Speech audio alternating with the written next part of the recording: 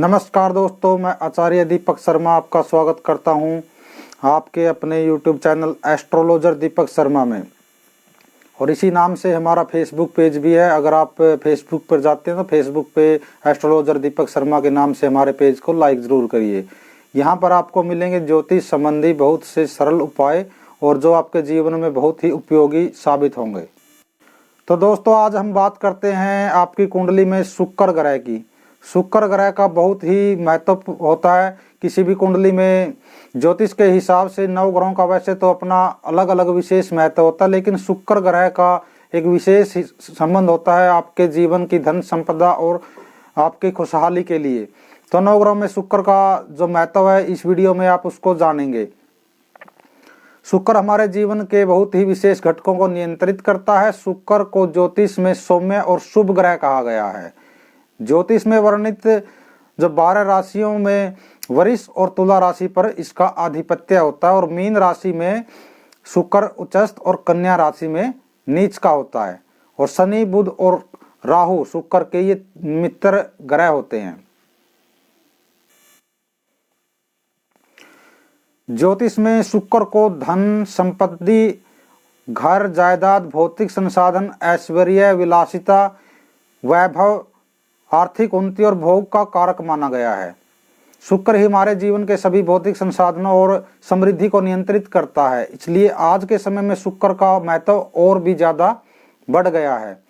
शुक्र आज का जो भौतिकवादी युग है उसमें बहुत ही महत्वपूर्ण ग्रह होता है। जिनके कुंडली में शुक्र का शुभ योग होता है उनको बहुत से संसाधन ऐसे ही मिल जाते हैं।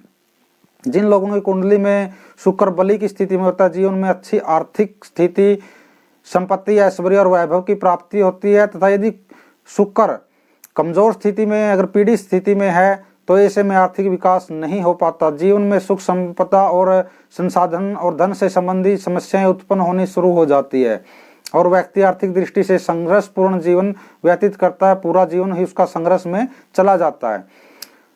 जन्म कुंडली में बने अन्य शुभ योगों के होने के बावजूद भी आर्थिक स्थिति वैसे तो अच्छी हो सकती है, परंतु जीवन में ऐश्वर्य और भौतिक सुख बलि शुक्र से ही प्राप्त होता है। यदि कुंडली में शुक्र पीड़ित है तो ऐसे में सामान्य आर्थिक स्थिति को व्यक्ति प्राप्त तो कर लेता है, लेकिन उसको वैभव नहीं आ पाता। और यदि कुंडली में शुक्र अति पीड़ित स्थिति में है तो ऐसे में राजयोग भी निष्फल हो जाते हैं। और इसलिए कुंडली में राजयोग भी तभी परिणाम देता है जब शुक्र की स्थिति सही होती है। यदि कुंडली में नीच ग्रह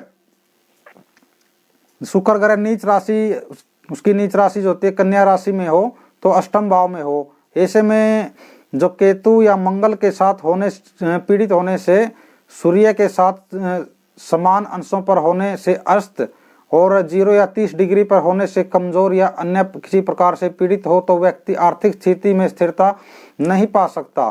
धन को लेकर अव्यवस्था बनी रहती है और व्यक्ति का आर्थिक पक्ष उसकी महत्वाकांक्षा के अनुरूप नहीं हो पाता। कुंडली में शुक्र के पीड़ित होने से व्यक्ति को संपत्ति प्राप्ति के लिए संघर्ष करना पड़ता है और पीड़ित शुक्र के कारण जीवन में वैभव नहीं आ पाता। पुरुषों के लिए शुक्र उनके वैवाहिक जीवन का भी कारक होता है।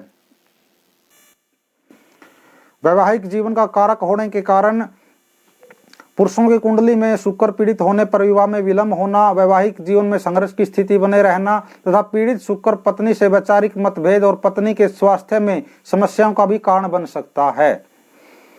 और कुंडली में शुक्र का जो पीड़ित या कमजोर होना स्वास्थ्य की दृष्टि से भी समस्याएं उत्पन्न करता है। कुंडली में यदि शुक्र नीच राशि कन्या में हो, 6, 8वें भाव में हो तो पूर्ण अस्त हो, अष्टमेश या षष्टमेश से पीड़ित हो तो ऐसे में व्यक्ति को किडनी संबंधी समस्याएं, यूरिन संबंधी प्रॉब्लम, डायबिटीज और थायराइड, हार्मोन से संबंधित समस्याएं आदि स्वास्थ्य समस्याएं उत्पन्न होने लगती हैं। और कुंडली में पीड़ित होने पर यदि उपरोक्त समस्याएं उत्पन्न हो तो उपाय आप कर सकते हैं। ऐसे में अगर आप शुक्र से संबंधित कुछ उपाय मैं आपको बताऊंगा, अगर वो उपाय आप कर लेते हैं तो शुक्र थोड़ा बहुत बलवान होकर आपको अच्छे फल देने भी लग जाता है। लेकिन मैं ये सलाह दूंगा कि पूरी कुंडली आपको विश्लेषण करवा के अन्य ग्रहों के हिसाब से भी उसका विश्लेषण होना चाहिए, उसके बाद ही कोई उपाय करना चाहिए। फिर भी सामान्य उपाय है, जैसे शुक्र का एक मंत्र होता है ओम सुं शुक्राय नमः, का नियमित आपको जाप करना है। प्रत्येक शुक्रवार को चावल की खीर बनाकर आपको गाय को खिलानी है और श्री सूक्त का प्रतिदिन पाठ करना। हर शुक्रवार को माँ वैभव लक्ष्मी का व्रत करें और माँ दुर्गा की उपासना से भी शुक्र प्रसन्न होते हैं। और बाकी के लिए आप कुंडली का विश्लेषण करवा के उसके बाद ही उपाय करिए तो बेहतर रहेगा। और शुक्र के कारण अगर आपको और ज़्यादा समस्याएं आ रही है तो आप हमसे संपर्क कर सकते हैं। कुंडली के द्वारा आपकी हर समस्या का जो कारण है और उसका निदान है हम आपको बताएंगे।